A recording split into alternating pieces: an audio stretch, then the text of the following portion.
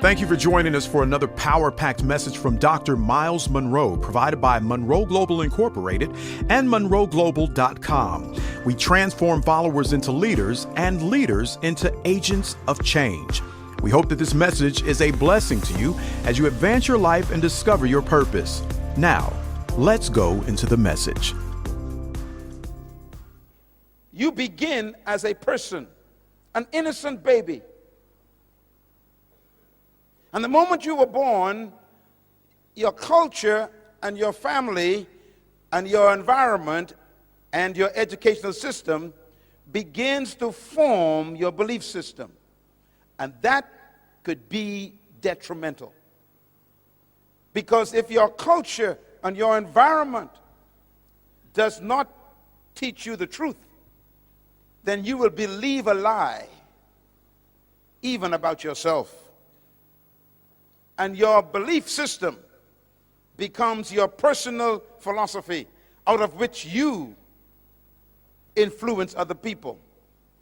And that's why the foundation of your public leadership is determined by your private belief system.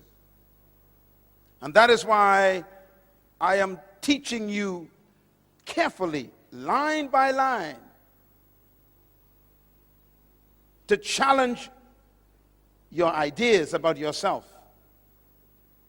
Because you came out of a history, just like I did, where we were formerly oppressed by colonial imperialism, which taught us some ideas that were not true about you. You were trained to be maids and yardmen and farmers and workers on plantations and serving tea and cooking for people. You were not trained to own a business and build a company and lead a country and buy your own oil field or invest in your own gold mine. It's always somebody else doing it, because you've been trained that you cannot and should not try to own an oil company. And so we accept the idea. So our philosophy says we cannot own that. So we have been trained to be an employee, not an employer. As a matter of fact, we've been so brainwashed by the wrong philosophy that we are afraid to own things. We are afraid of success.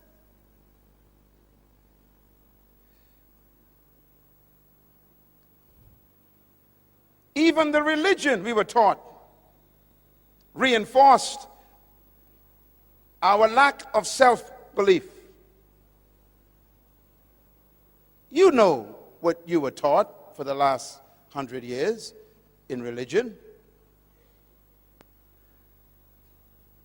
Your doctrine came from another country. Your belief system was imported by people who owned your forefathers. And they taught us songs to sing, didn't they? Songs like, I got a shoe, you got a shoe. All of God's people got a shoe. When I get to heaven, I'll put on my shoe. I'll walk all over God's heaven. Interesting song. So the enslaved, oppressed person sang that song. And they sang it to the master, the oppressor. They said to the master, I got a shoe and you got a shoe. Both of us are God's people. We got shoes. You wear yours now, I'll wear mine in heaven. That's a dumb song. But we sang that in churches and believed it. And even had the spirit on it. I got a shoe. That's a dumb song. What you're telling the master is, you prosper now, I'll stay poor now, I'll be rich later.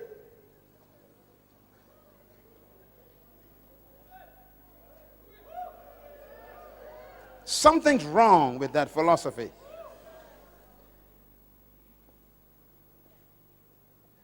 And so they make us afraid of prosperity.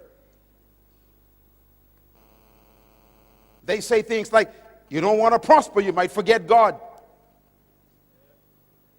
So stay poor and you'll stay humble before the Lord. Philosophy.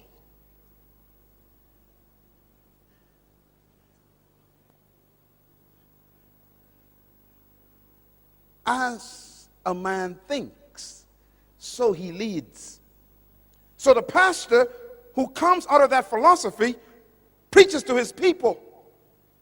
Stay away from politics. Stay away from money. Stay away from power. Stay away from influence. Just hang on until Jesus comes.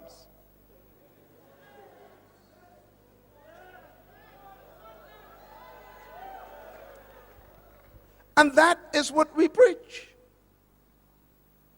We actually preach to our people that they should not be leaders. And they should not own. And they should not have influence. And that's why the Creator sent me to talk to my cousin. You are a ruler. You are a owner. You are an employer. You can run any business.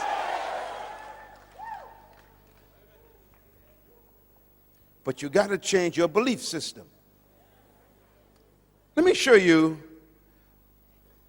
a picture of a little boy. See that little boy?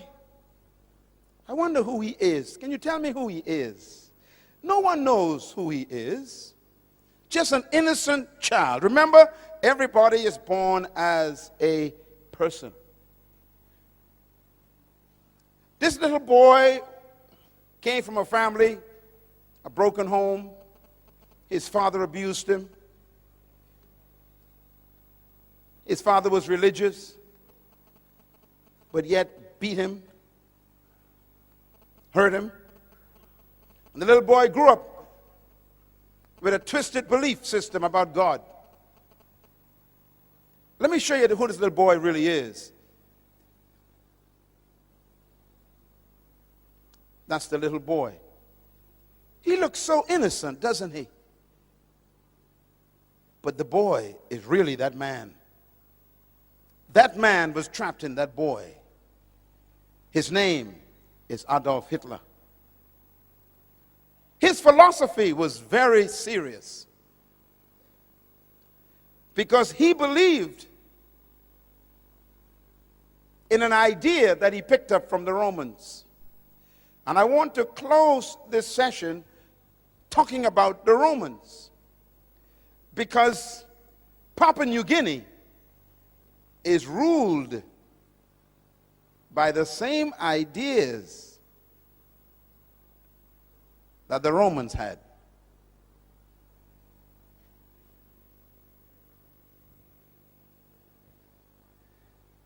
Hitler believed that he was born and chosen by God to restore the Roman Empire. He believed that. He believed that he was created and born to bring back the glory of Rome, and therefore he had to subdue all of Europe because Rome ruled the whole world from Africa all the way to England. Rome was the most powerful empire and kingdom in history. Rome was the first kingdom to colonize the whole world. No kingdom has ever arisen to be greater than Rome. Rome was the most successful colonization process in history. Rome ruled the whole known world of Europe.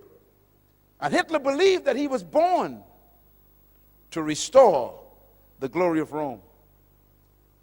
He called it Mein Kampf.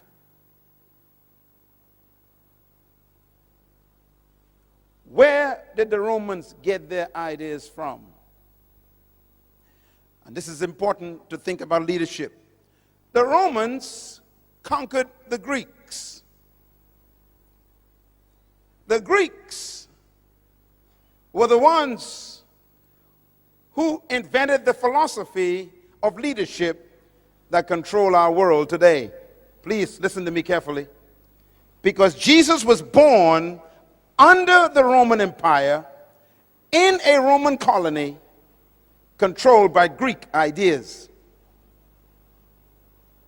So don't miss this.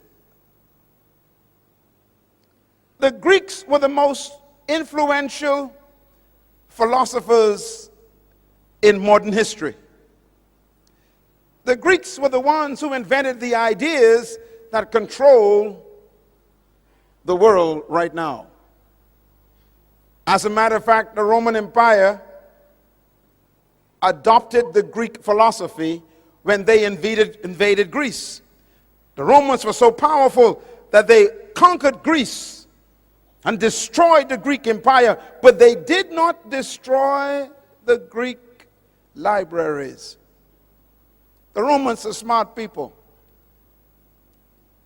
They took the Greek libraries and they adopted the Greek ideas and philosophy of leadership.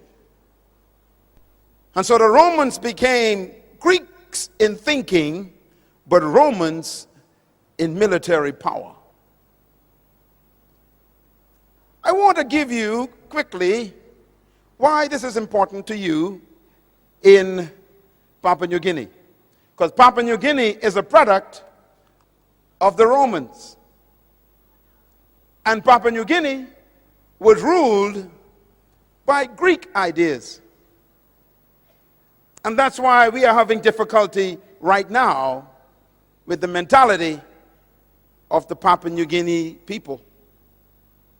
So you have to listen carefully what I'm going to say. I'm going to talk about your future and your past. The Greeks believed certain things about humanity and about leadership.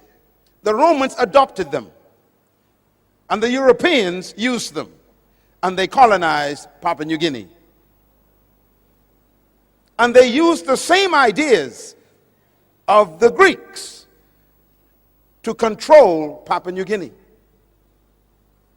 Papua New Guinea is a very young country. You are still battling with Greek ideas. I'm going to prove it to you. Because every colonization process carried the Greek idea and subdued the people. What did the Greeks believe that's important to you? Write them down. Number one, the Greeks believed that leadership was a product of natural endowment. Very important words. The Greeks believed that leadership was a product of natural endowment. What does this mean? Some of you know about the Greek philosophers who changed the history of the world. Let me give you a few of their names. Plato, very powerful Greek thinker. Aristotle, very powerful Greek philosopher. Socrates, a very powerful Greek thinker. These are the kinds of thinkers who gave their ideas that control the world today. I always tell people that the world is ruled by dead men. Our countries today, including Papua New Guinea, is ruled by dead men. How? Because they left their ideas with us. Ideas outlive humans. And ideas are more powerful than death. And the Greek philosophers like Plato and Aristotle and Socrates, they invented an idea. Look at my lips, please. I'm going to quote one of their ideas. This is a Greek idea. Demokrata. Demokrata. is a Greek word. The Greeks invented the idea of democracy. Democracy is not from the Bible, it's from Greece.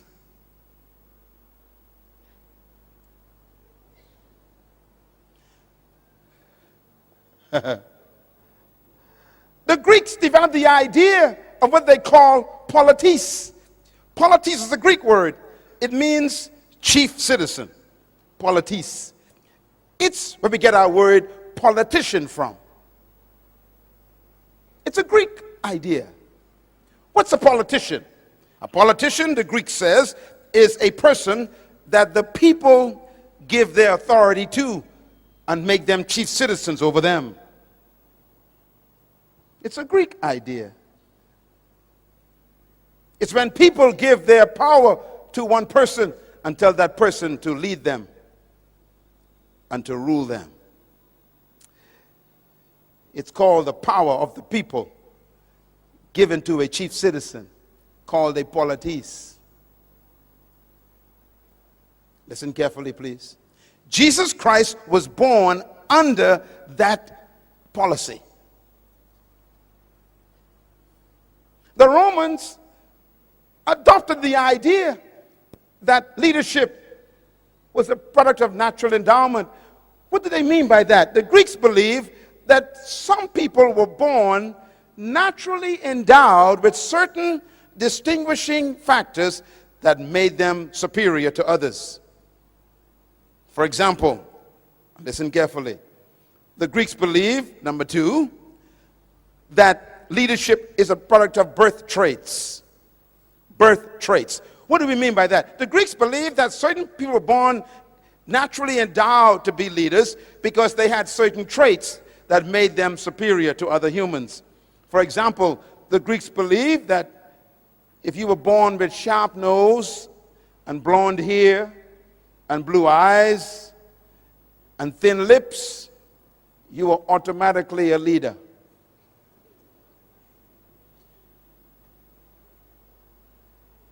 You can read this on the internet if you want to. It's all there. The Greeks believed that if you were born with fair skin, that means if your skin was light, fair, and you had sharp nose and blue eyes, and your hair was yellow or blonde, you were naturally a leader. You were chosen by the gods to be a leader. Now you know if that's true, there's no hope for me. I got a big nose. My eyes are brown. My skin is dark. And my hair ain't blonde. So the Greek says if you were born without sharp nose and light skin and blue eyes and blonde hair, then you were automatically a slave. The Greeks believed that. The Romans adopted it. And so there's no hope for you being a leader. You got the wrong skin, the wrong nose, the wrong eyes, and the wrong hair. Follow me? The Greeks also believed that leadership was a product of providence. Very important word, providence. Providence is referring to the gods. The Greeks believed in many different gods. And the Greeks believed that if the gods chose you to be a leader, then you were automatically superior to everyone else. If the gods did not choose you to be a leader, then you were automatically a slave and a follower for the rest of your life. In other words, the gods choose leaders. Well, think about it. So if you were born with dark skin and brown eyes and a big nose and thick lips, then the gods chose you to be a slave. That's what they taught. That's what they believed. That was their philosophy. The Romans adopted that philosophy. Let me give you one more the Greeks believed. The Greeks also believed that leadership is a product of charismatic personality. The word charismatic is a Greek word. It's the word charisma. Do you know what it means? It means gifts of the gods. Charisma, gifts of the gods. Charisma means the gifts that the God gave a person, which means they were very confident and they were very extroverted and they had a light personality and they were talkative and they were communicative and they had extroverted attitudes. They were exuberant. The Greeks say that was the gifts of the gods. So if you were quiet and timid and not extroverted, then the Greek says you are a slave. And this is why when the Romans conquered the Greeks and adopted this idea, they told the slaves, you must be seen but not heard. And I only supposed to see you when I need you, and you never speak.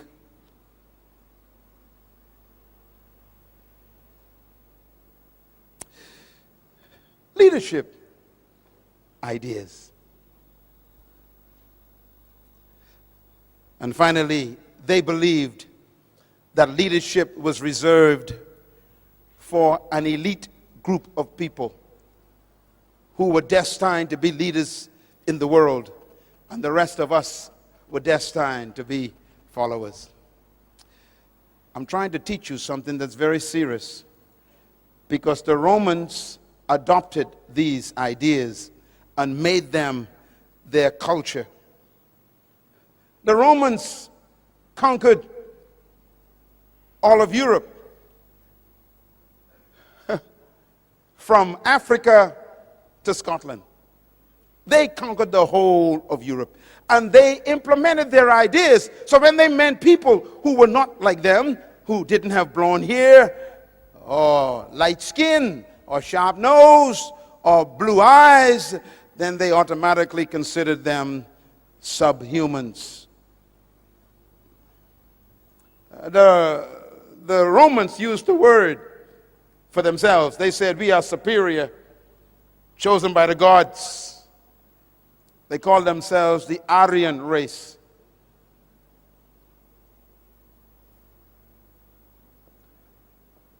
Now I'm going to give you the most important information today. Here it is. The Roman Empire ruled the entire known world, from Africa to Great Britain. The most powerful kingdom on earth under Caesar. They believed that they were chosen by the gods to rule the world. They believed they were handpicked by the gods with certain traits to dominate the world. They believed that they were superior to all other races.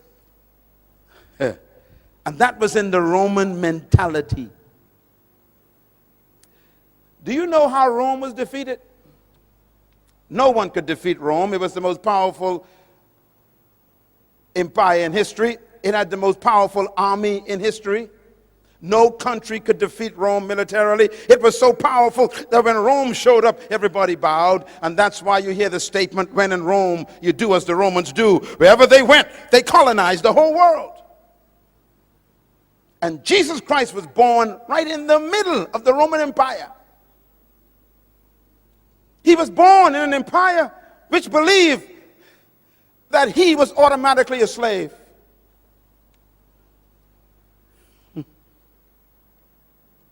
And that's why they treated the Jewish people through whom he came as dogs. Jesus Christ was born in a colony just like me. He was born subjugated by a powerful colonial power called Rome, just like you.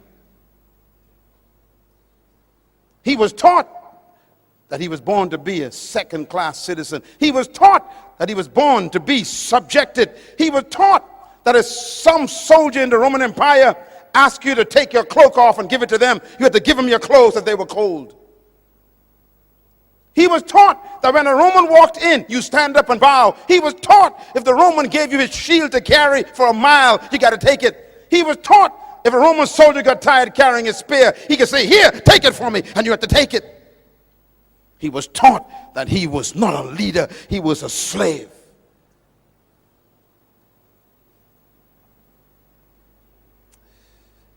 He was born in a colony, just like you, just like me. Listen carefully. And that's the mystery of Jesus Christ. He was born under that culture, but never allowed the culture to be born in him.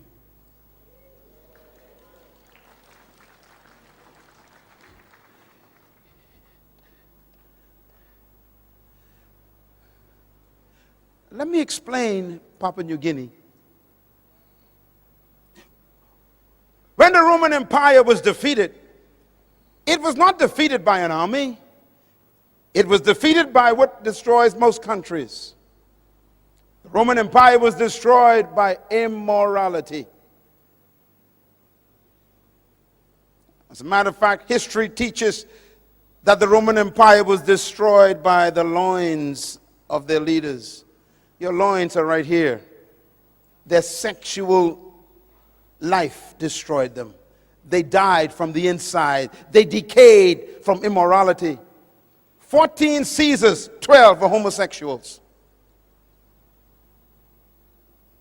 They slept with boys, not women.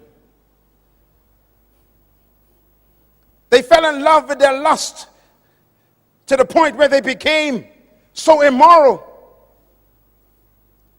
that they began to have men marrying men. It's as old as 2,000 years ago. They were destroyed by their lusts of the flesh. When a country begins to embrace immorality, their demise is on the way. When a country begins to sanction immoral acts that God condemned, don't worry about that country. They are dying. No matter how powerful your guns and military weapons are, if your morality becomes a cancer, your weapons become useless.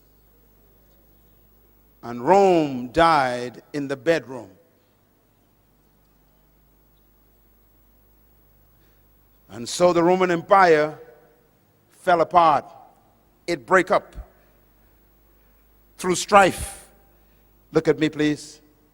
This is important.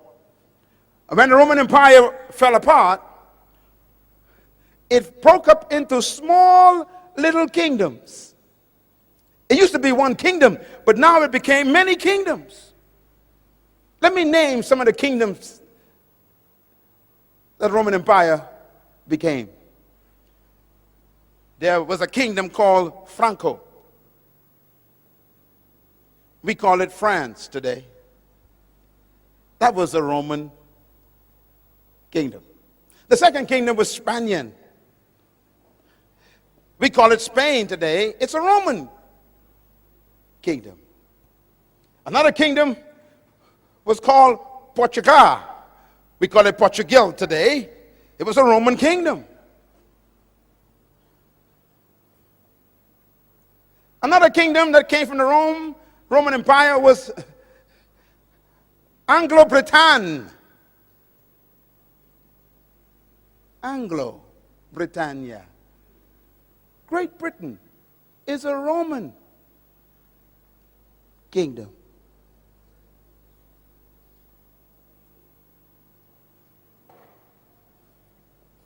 We call them England today. Anglo. Light skin. Interesting, all of these kingdoms have the Roman philosophy. And they decided to expand their kingdoms. And so the French and the Spanish and the Portuguese and the British send their ships out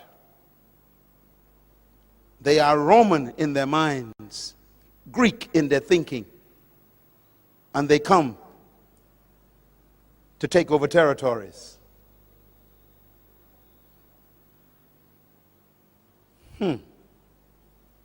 So they began to invade islands and continents. They came to the Caribbean. They came to Africa. They came to Central America. They went out to South America. And then they came to the Pacific.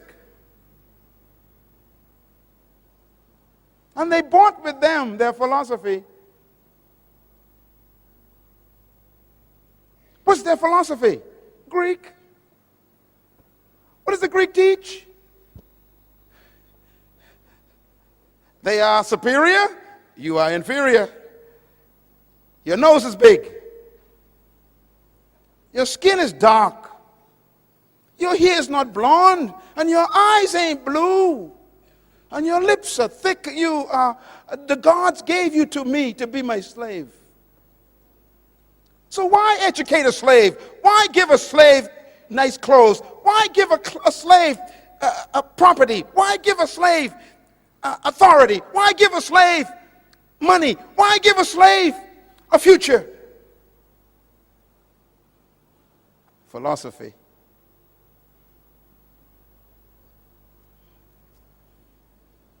And so is the story of colonization.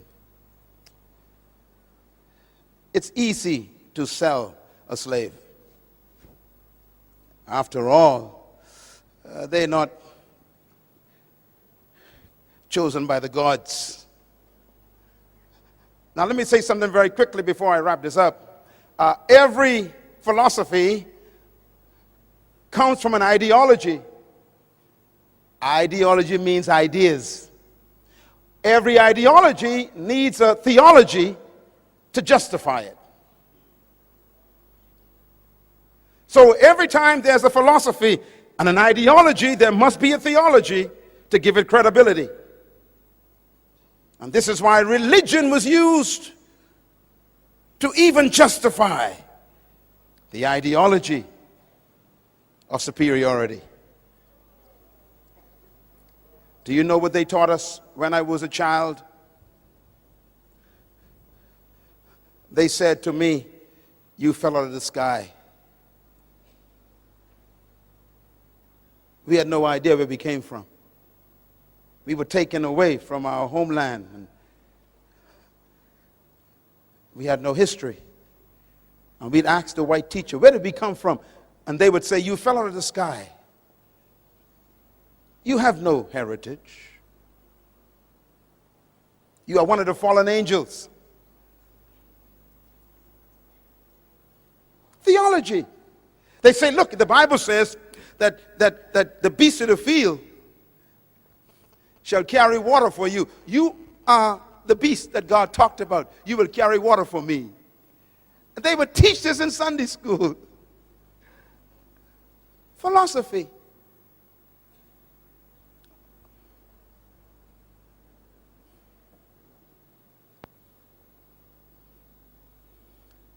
And here we are now,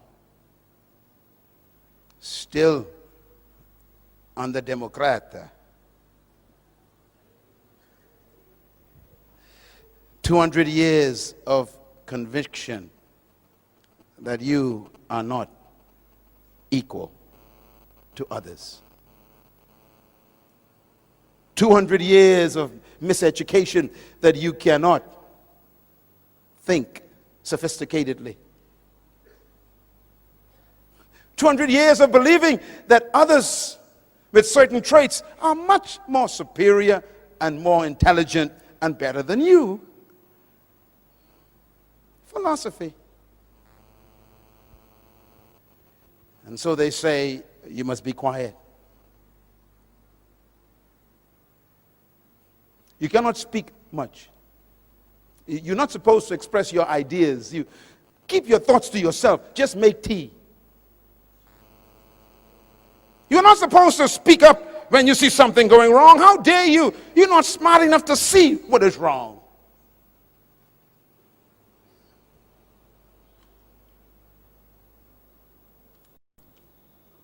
leadership problems.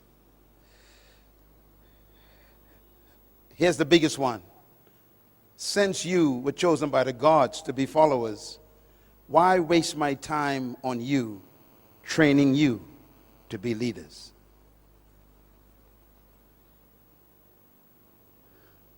So if you study all the colonies in history, including mine, where I'm from, the colonizers never trained leaders.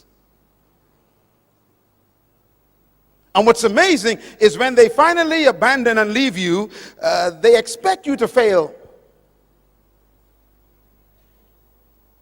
And that's why they leave. They always say, well, of course, there are more of you than us, so we're going to get out of here in case you kill us.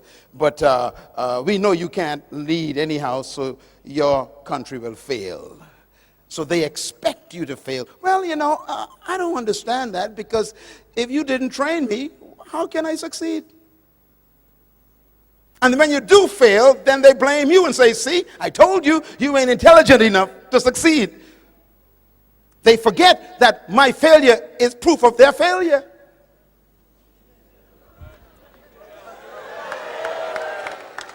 And that's why this leadership training series is important.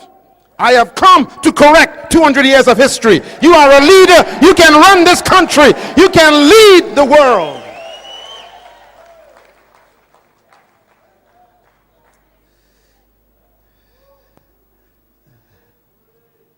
Take a deep breath. Tell your neighbor, I was born to lead. Clap.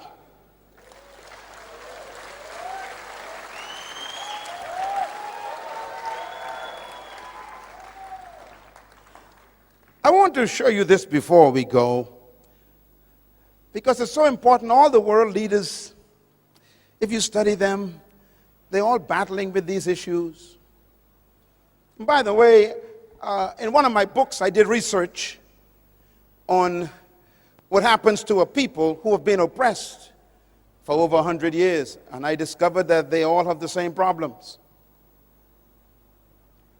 I used a case study of the children of Israel in Egypt. They were oppressed for 430 years. And when they finally came out of Egypt, they couldn't get Egypt out of them. And as soon as they got independence, or should I say deliverance from Egypt, under Moses was their leader, and even Moses had psychological problems. Remember, he was born in Egypt.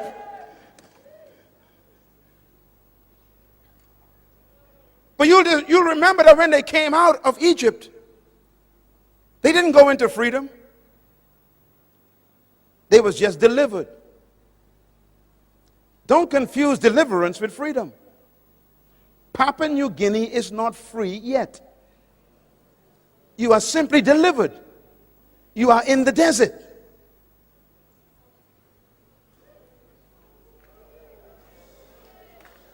And why does God take you to the desert? Because He doesn't want you to go into the promised land with Egypt in your mind. So He keeps you in the desert to try and change your mentality to think like a free person. Don't ever confuse independence with freedom. Independence is an opportunity to become free. It is not freedom.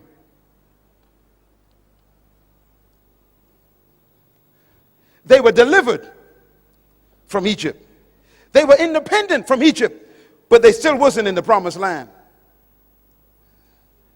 You are not yet in the New Guinea that God promised you yet. Because that Papua New Guinea requires a new kind of mentality.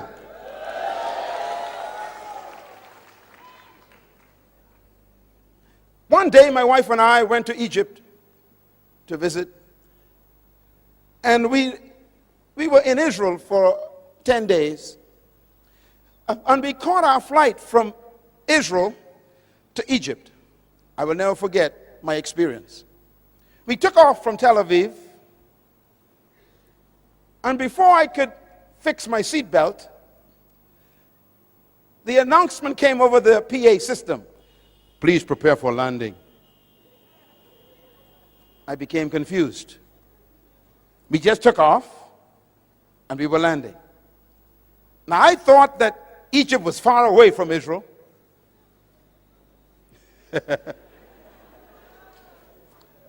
And so I became confused. I said to the flight attendant, I said, excuse me, ma'am, is there a problem? She said, why? I said, why are we landing? She said, we are about to enter Cairo, Egypt. I said, but we just took off from Israel. She said, yes, sir.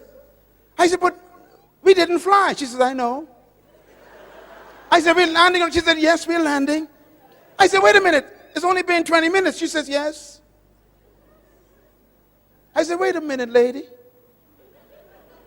I was in Israel. That's Canaan, the promised land. And in 20 minutes, I'm in Egypt. She said, yes. I became confused. I started calculating. Let's see. 40 years.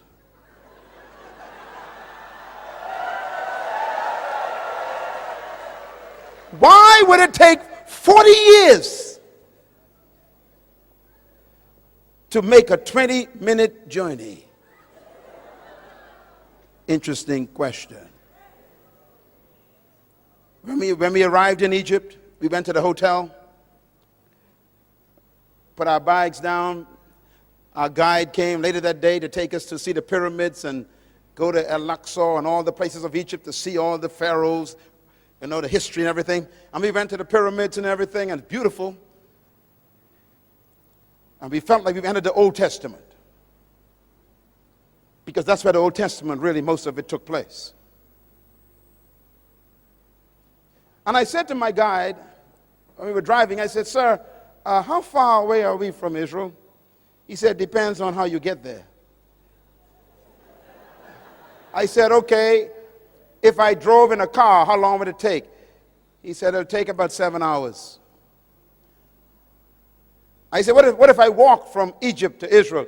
He said, it'll take 40 days. I said, what about the aircraft? He said, 20 minutes. I began to calculate. I said, wait a minute. If I drove in a car on a bus, it's 7 hours.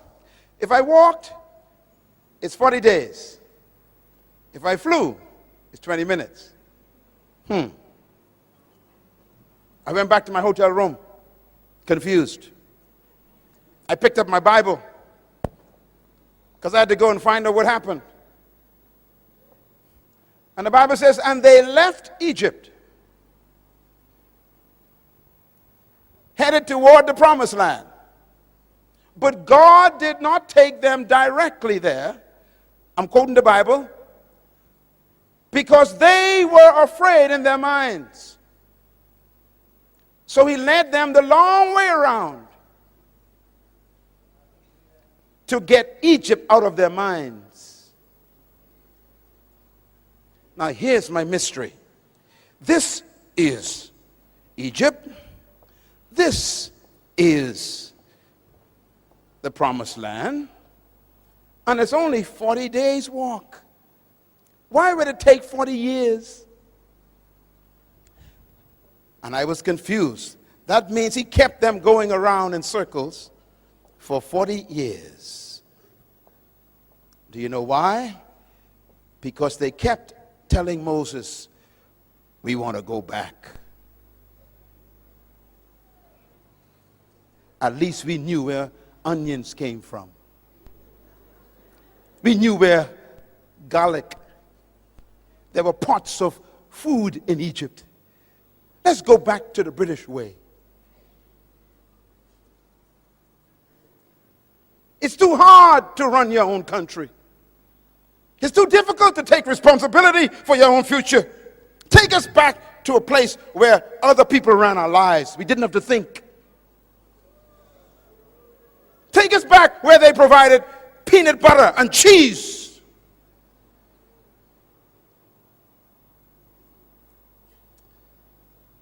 And God says, none of you will enter the promised land because you don't want to get rid of the Egypt thinking. So he led them for 30 years. Do you know why? Because 40 years is a generation. That means he kept them going in circles until he got what they were carrying. They were carrying the next generation. Joshua was not born in Egypt. He was born in the wilderness. Caleb was not born in Egypt. He was born in the wilderness. There are some people in this room who cannot make it to the promised land of the new Papua New Guinea. Why? They still want to go back. I'm not talking to you. I'm talking to the one right behind you.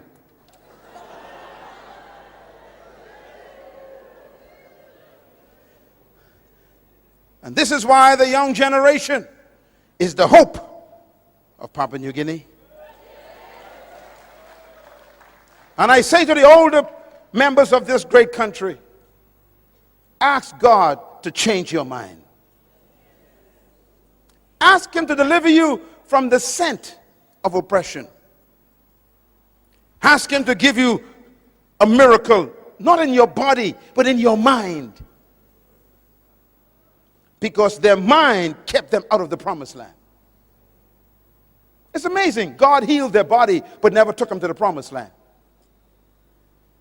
He fed them food, but never took them to the promised land. He kept their clothes for 40 years, but never took them to the promised land. In other words, God will preserve you until he gets what you want from you, and then he'll kill you.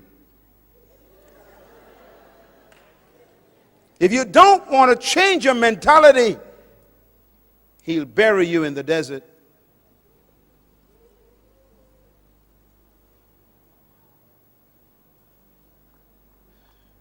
Moses never made it. Not even Moses made it. How close are you to the true Papua New Guinea? Can you see it? You know, 2 hours ago, I was sitting with your Prime Minister. We spent almost an hour together today. And I asked him a question 3 times. Same question. I said, Mr. Prime Minister, what is your vision for Papua New Guinea? What do you see as the new Papua New Guinea?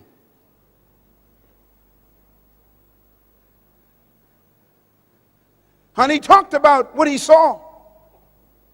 He saw a country where everybody was educated, free education. He saw a country where people had good health and welfare. They were taken care of. Diseases were almost non-existent. He saw a country where opportunity for people to own companies and to build businesses and to have share in the investment of their country. He said, I see this. And I told him, then you need to educate. You need to provide free education for every child in Papua New Guinea. Because until their mind is free, they are stuck in the wilderness. Sitting in this room are some of the greatest leaders in the world. And I believe that with all my heart. You are an awesome leader, young woman. But you have to unlearn what you've been taught by history. You must be free from the Greek mentality and the Roman ideology. You must be set free from the spirit of colonization. And believe that you can govern this country effectively by God's help. I beg you today to be delivered from Greek philosophy, because I too was a victim. Now let me close with how I got delivered. You want to know how I got delivered? Traditional leadership teaches that leadership is controlling and imposing your will on people. That is not true leadership. Secular leadership says that leadership is management of people. Leadership means you are superior to the followers. They teach that leadership means that you are served by your followers. They teach that leadership is measured by how many people serve you. This is not leadership.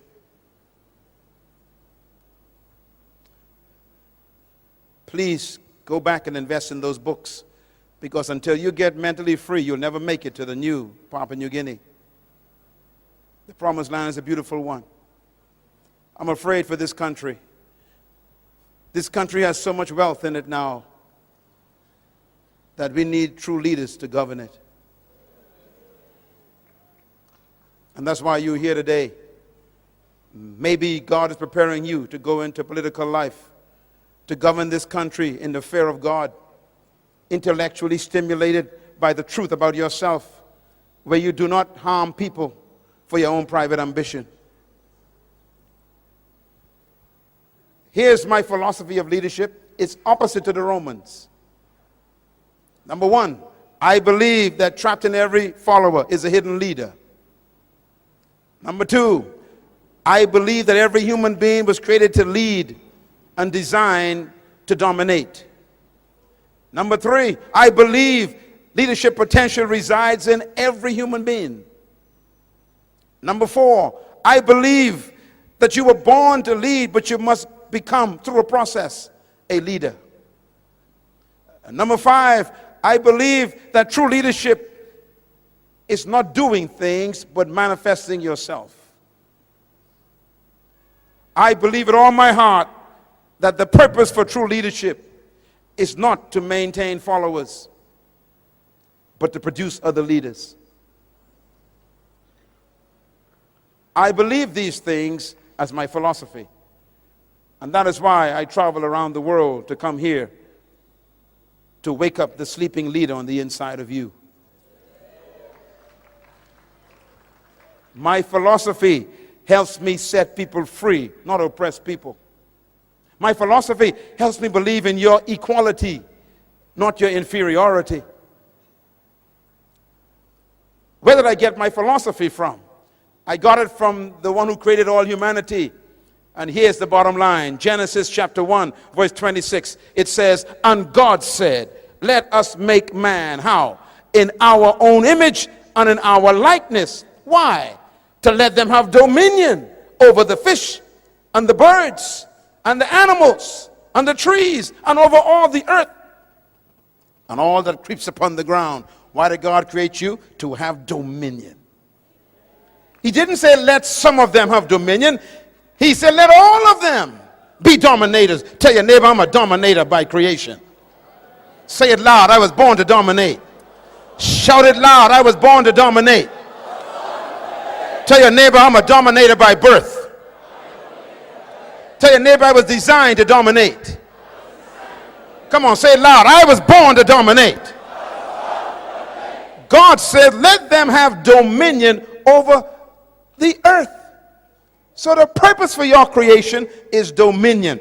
And therefore, dominion is the most important word to you. Verse 27 says, so God created man in his own image. Watch this. Male and female created he them. And God blessed them and said unto them, have dominion. That means male and female are equal before God, and they are both dominators. Clap your hands anyhow.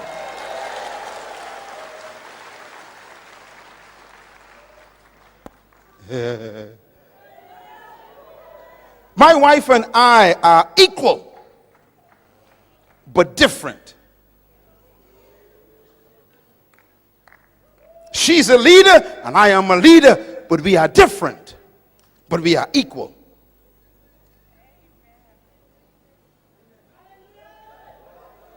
Male and female created he them. And God blessed them and said unto them, both of them, have dominion. In other words, the word dominion is an important word. It tells you why you were created. I did some research for you. Write it down. The word dominion is the Hebrew word radah, R-A-D-A-H. And here's what it means. It means to govern, to rule, to control, to master, to manage, and to lead. In other words, God gave you birth to have dominion over the earth, to lead. And here's the bottom line. If God created you to have dominion, which means to govern, to rule, to control, to lead, to master, then that means he built into you the ability to do it. God built into the seed the ability to become a tree. But the seed could die as a seed.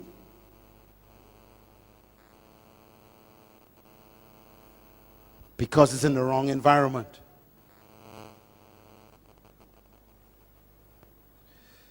For 180 years, some of our countries have been in the wrong environment. We've been fed Greek ideas. And so we can't come forth. And that's why this leadership conference is here. Not to make you superior to anyone, to simply make you yourself. You are a leader, a dominator, a ruler, a governor, a master, a controller. Ladies and gentlemen, let me put it this way. He said, let them, which means male and female, every human being is a leader trapped on the inside. And here is the mystery of how it works. When I first met this beautiful lady, when I first saw her rather, Mother Teresa, before she died, what a woman. She was 4 feet 5 inches high. Little lady. She weighed 102 pounds. And she spoke to the United Nations. She was a nun. What made her so powerful? She discovered her gift. She discovered her purpose, her passion. Listen, please. Whatever you were born to be is trapped inside of you.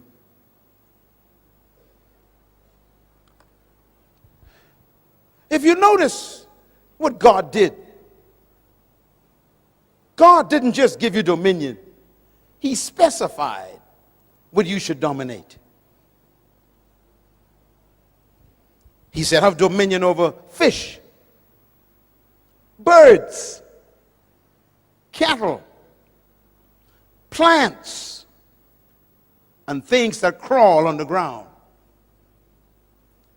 That means the only things you're supposed to dominate are fish. Check your neighbor, see if they have any fins. Come on, look around. Any fins? Any scales? Birds. Check your neighbor. Any feathers? Any beaks? Look around. Plants. Check your neighbor. Any leaves? Any roots coming out of their shoes? Things that crawl. Check your neighbor. Do they crawl on the ground on all fours? No. Then the only creature on earth that you are not commanded to dominate is another human.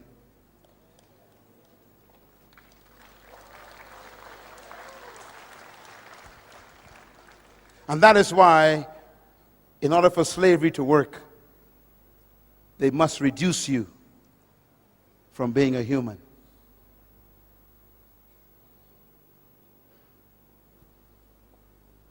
And so they call you subhumans. Highly developed monkeys. Sophisticated chimpanzees. Intelligent gorillas. They just don't want to make you a man, a human. Why? If you're a human, they can't dominate you.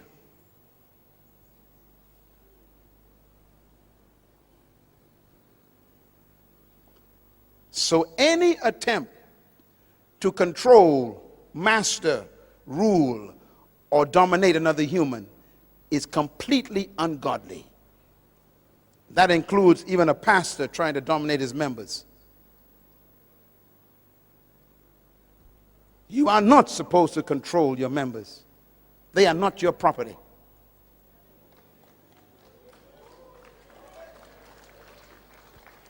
You are not to control and own anyone in your company.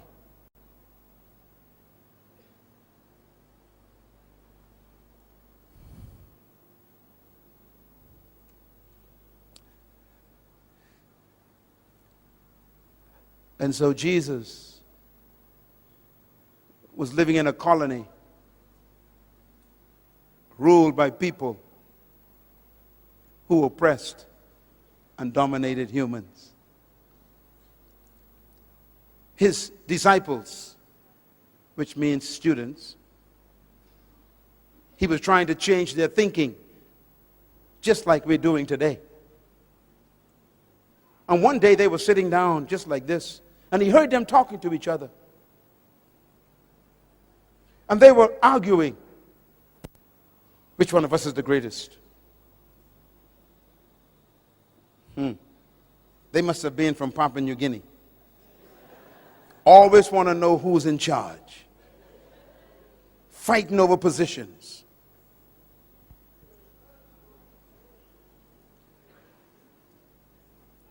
And he said to them, "What are you discussing?" He heard them, and they were so embarrassed. He said, "Are you asking who's the greatest among you?" And the Bible says he called a little child. He says, "Come, baby." And he put a child in the middle of them. He said, "The greatest among you is like a child.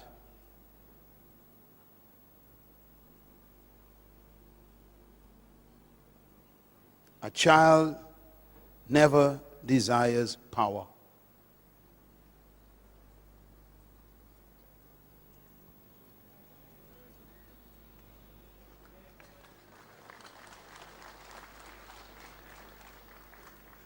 Two days later,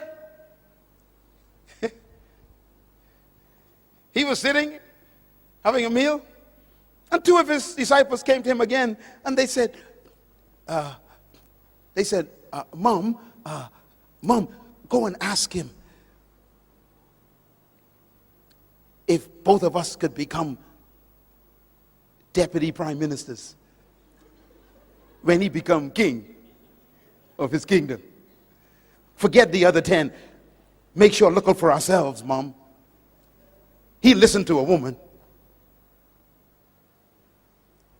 And their mother went to Jesus and said, "Sir, good master, will you make sure that my two boys sit on your right and your left when you come into your kingdom?" And Jesus was shocked. And he said, "Woman, first of all, you don't know what you're asking. You can't ask for leadership positions.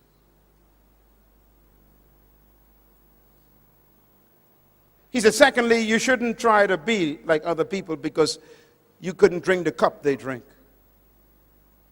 The word cup means price. You couldn't pay the price for their position. Never be jealous of someone because you don't know what it cost them to get where they are. Can you drink the cup they drink? Leaders don't become jealous of other people's positions.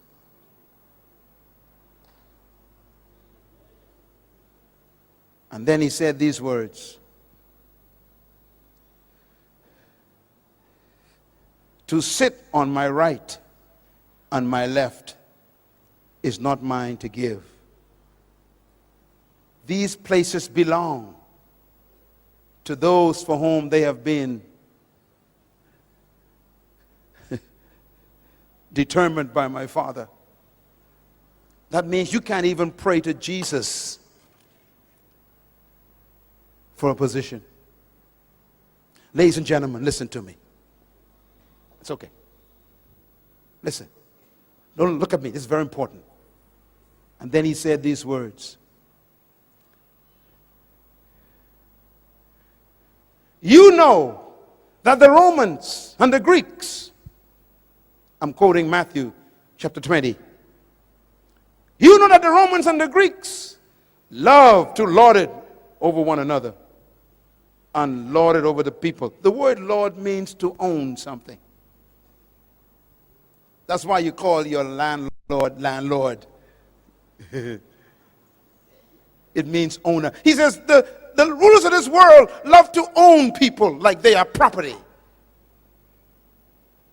And there are some pastors who got that same spirit. These are my members. They ain't your members.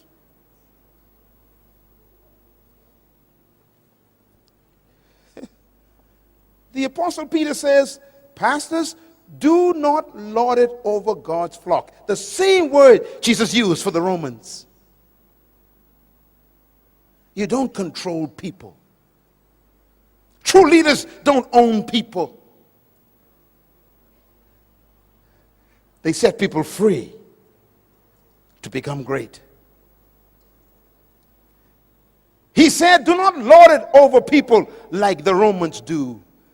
And then he says these words, it shall not be like that among you. Because in my kingdom, if you want to be a great leader, you must become the servant of everybody.